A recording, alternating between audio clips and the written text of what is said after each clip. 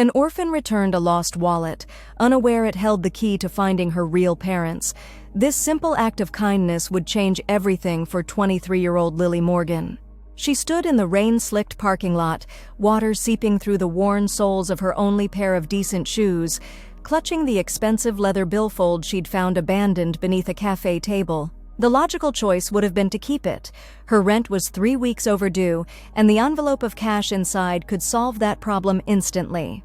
But Lily had learned long ago that taking what wasn't hers never filled the hollow spaces inside. Rain plastered her dark hair to her face as she stared at the driver's license. David Harrison, 54, with an address in the expensive part of town where people like her only went to clean houses or deliver food. The face in the photo was kind, laugh lines around the eyes, a warm smile that reminded her of someone, though she couldn't place who. Something about him felt strangely familiar. Lightning flashed overhead as Lily tucked the wallet into her jacket pocket. Tomorrow she would return it, after her double shift at the diner. Tonight, she had to focus on making it home before the storm worsened. Her apartment, if one could call the converted storage room above Mrs. Chen's convenience store an apartment, greeted her with the same emptiness it always did. A mattress on the floor, a single lamp, a milk crate holding exactly 3 books, and a shoebox containing everything she knew about her origins. A baby blanket with L embroidered in the corner, a tarnished silver rattle, and a faded photograph of a woman whose face was turned away from the camera, standing beside a lake. Lily's fingers trembled slightly as she removed the wallet from her pocket and placed it on the rickety table. She wouldn't open it again. She'd made that promise to herself when she'd found it, just enough to identify the owner, nothing more. Sleep came in fits that night, dreams of running through unfamiliar houses, looking for people whose faces she couldn't quite see. The Harrison house stood like something from a magazine, red brick with white columns, a sweeping front lawn that spoke of generations of careful tending. Lily's heart pounded as she walked up the curved driveway, suddenly conscious of her thrift store clothes and the small scuff on her shoe that she'd tried to color in with marker that morning. She rang the doorbell, clutching the wallet tightly. What would she say? "Here's your wallet, sir. Please don't call the police thinking I stole anything." The words rehearsed in her mind sounded pathetic even to her. The door opened, revealing a tall man with silver-streaked dark hair and startled blue eyes, the same ones from the driver's license, but somehow more intense in person. "Can I help you?" His voice was gentle but guarded. "Mr. Harrison?" Lily's voice cracked slightly. She cleared her throat. "I found your wallet yesterday at Riverside Cafe." She extended her hand, offering the leather billfold. Everything should still be there. Something flickered across his face. Surprise, then a deeper emotion she couldn't name. He took the wallet slowly, his fingers brushing against hers for the briefest moment.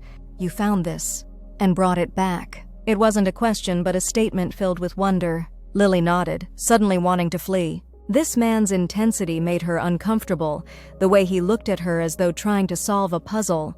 "Please, come in. I'd like to properly thank you." He stepped aside, gesturing into a foyer that could have housed her entire apartment 3 times over. "That's not necessary. I insist." Just for a moment, against her better judgment, Lily stepped inside. The house smelled of cinnamon and old books, a combination that inexplicably made her chest ache with longing for something she'd never had. David Harrison led her to a sunlit kitchen where a woman with elegant silver-streaked auburn hair was arranging flowers in a crystal vase. She turned, her green eyes widening at the sight of Lily. "Catherine, this young woman found my wallet and returned it. Every dollar still inside." The way he emphasized this made it clear the amount was substantial. "I'm sorry, I didn't catch your name." "Lily." "Lily Morgan." The vase slipped from Catherine Harrison's hands, shattering against the marble floor. Water and flowers spread across white stone like a painting come undone. "Are you all right?" Lily stepped forward instinctively, kneeling to help gather the scattered roses. Catherine didn't move, her face drained of color. "David," she whispered, not taking her eyes off Lily. "David, look at her!" The air in the room seemed to thicken. David knelt beside Lily, his movements careful as though approaching a wild animal that might flee. He was looking at her face with an intensity that made her want to hide. "Your eyes?" he said softly. "They're exactly like Catherine's." Lily stood quickly, backing toward the door. "I should go." "I'm glad you got your wallet back." "Please," Catherine said, finally finding her voice. "What did you say your name was again?" "Lily Morgan?" "Yes." I really need to leave. Morgan was my mother's maiden name, David said quietly. The name we chose? He stopped abruptly. Chose for what? Lily asked, though something in her already knew the answer, a truth her body recognized before her mind could process it. Catherine moved to a drawer, pulling out a photograph with trembling hands. 23 years ago we had a daughter. Her voice broke. She was taken from the hospital 3 days after she was born. We never found her. She held out the photograph, a baby wrapped in a blanket with an L embroidered in the corner. The same blanket that lay in Lily's shoebox at home. Lily's knees gave way. David caught her before she hit the floor, guiding her to a chair, his touch gentle but firm. The room spun around her as 23 years of wondering, of emptiness and questions without answers, crashed into this impossible moment. We never stopped looking, Catherine whispered, kneeling before Lily, not daring to touch her yet. We hired investigators. We followed every lead. But after 15 years, the police told us we needed to accept she was gone. David continued, his voice rough with emotion. But we couldn't. We kept a room for her. We celebrated her birthday every year. Lily's heart hammered against her ribs. This is impossible. I grew up in foster care. No one came for me. Someone took you, Catherine said, tears streaming down her face.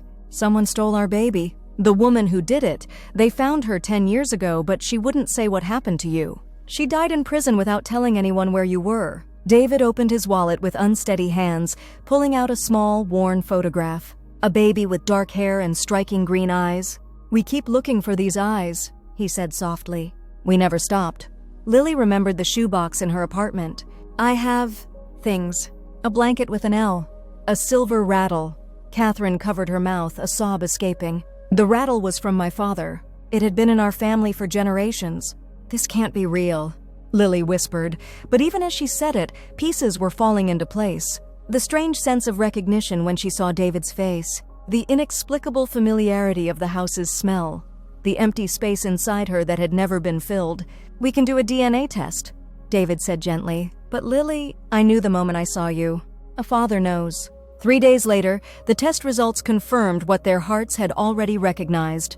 Lily Morgan was born Lillian Catherine Harrison, stolen from her crib by a nurse with psychiatric issues who had lost her own child months earlier. The adjustment wasn't easy. 23 years of separation couldn't be erased by a DNA test or tearful embraces. Lily kept her apartment above Mrs. Chen's store, needing the space to process the seismic shift in her reality.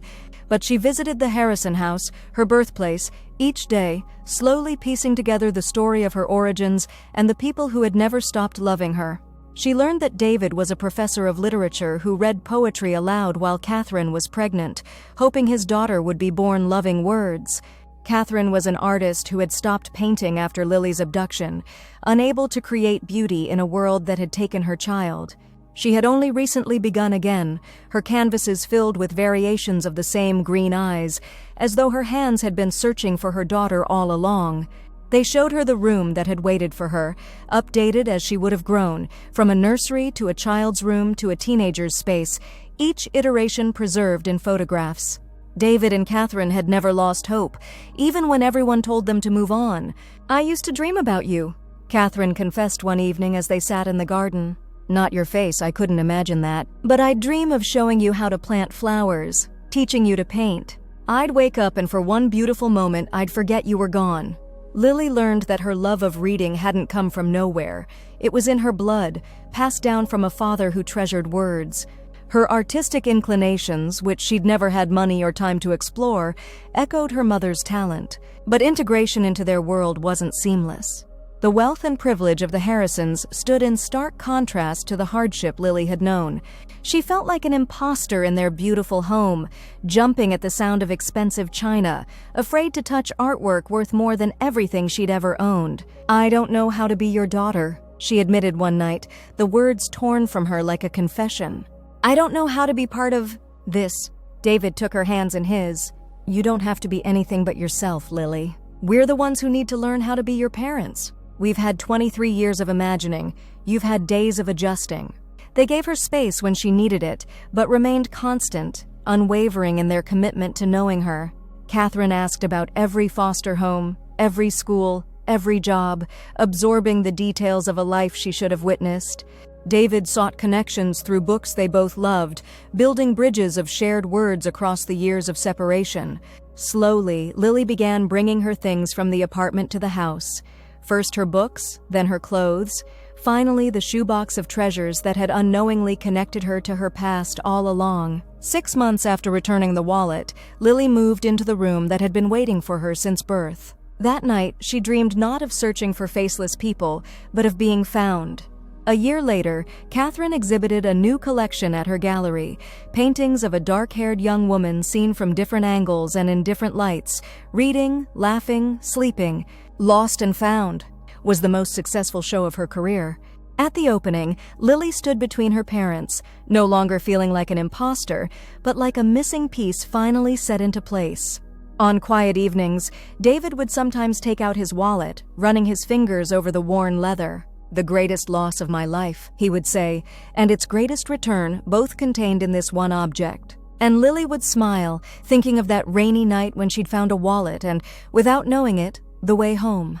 How different life might have been if she'd made another choice, if she'd kept the money and walked away.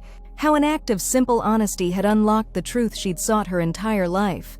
Sometimes the most important key isn't one that opens a door, but one that opens a heart, or in Lily's case, returns a daughter to the parents who had never stopped looking for her. The wallet, now framed in the Harrison study, served as a reminder that sometimes the things we lose find their way back to us in ways we could never imagine. Lily Morgan Harrison stood in the rain-slicked parking lot of Riverside Cafe on the anniversary of the day she'd found the wallet. Water seeped through the expensive soles of her new boots as she placed flowers on the spot where her life had changed. She no longer needed to search for faces she couldn't quite see. Now they smiled at her across the breakfast table each morning, in the eyes that matched her own and the laugh lines that she was beginning to develop too. Some orphans remain lost forever. But Lily had returned what was lost, unaware that in doing so she would finally be found.